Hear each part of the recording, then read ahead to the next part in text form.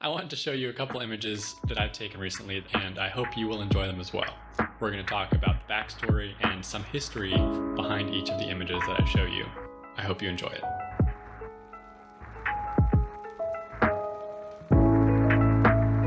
Alright, let's start us off with this image.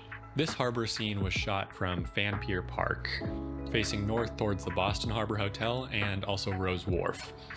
Fort Point Channel is so named for a non-extant colonial fort that used to exist on the other side of this channel.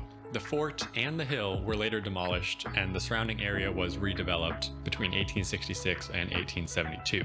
Combined with the infill of the intertidal zone, so that's the area around the harbor that is only flooded at high tide, the Fort Point moniker is sort of nonsensical when viewing the area today, as there's neither a fort nor a point to be seen. Anyway, what drew me to take this photograph was the dilapidated structure you can see on the water there. I had no idea what this was at the time, but from reading I can tell you that this is the tender's house for the dilapidated bridge you can see just on the left there. This old bridge, the Old Northern Avenue Bridge, was a pneumatically operated bridge built in 1908. After being designated a pedestrian and cyclist-only bridge in 1997, finally it was declared unfit to carry any traffic by the Coast Guard in 2014.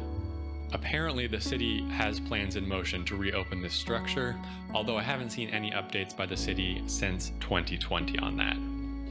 Really quick, here's another view of the Northern Avenue Bridge. This is from a little bit farther down the Fort Point Channel, so more inland. I love this shot because you can really see the juxtaposition of modern Boston, including the buildings that actually replaced the old fort, in the background with the aging steel structure of the bridge. I also love the graffiti you can read right here. It says "Plant a tree or die," and then there's these security cameras right above it. Combined with the plants growing behind the chain link fence, overall, great. I took this one on one of my early street photography outings in Boston. I thought this was a fever dream. I step out of the train station at Downtown Crossing and I see this person playing the keytar. I now know that they're named Keytar Bear. Anyway, later on I'm coming back to get on the train to Quincy, and Keytar Bear is still there, but he's packing up onto his scooter. It was almost something sad to look at because I'd seen him just hours before lively going at his keytar and keeping the Downtown Crossing entertained. But now there's just silence as he packs up his stuff and his tip bucket to get onto his scooter as he drives away. Now, I know what you're wondering, did he wear the bear mask as he rode away on his scooter? The answer is yes, he did.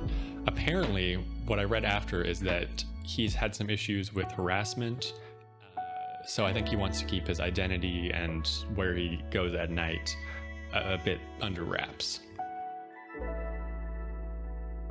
I found out later that there's actually a small cult following for Keytar Bear, and I can totally see why. He's a great artist, and I love the presentation of his bear outfit. Alright, last one here. Let's keep this short and sweet. Look at these two corgis I saw in Boston Common. I love this composition for the strong diagonal element and the good balance between the two good boys here. I do wish I had a little bit more depth of field to get both corgis in focus. As it stands, just the back one is in focus. But I wanted to prioritize having a good shutter speed to keep any movements in their face or ears sharp, at least for the one I could have in focus. Better to have one sharp doggo than zero, I guess. If you like this video, please consider subscribing to either my mailing list or here on YouTube so I don't lose you in the digital ether.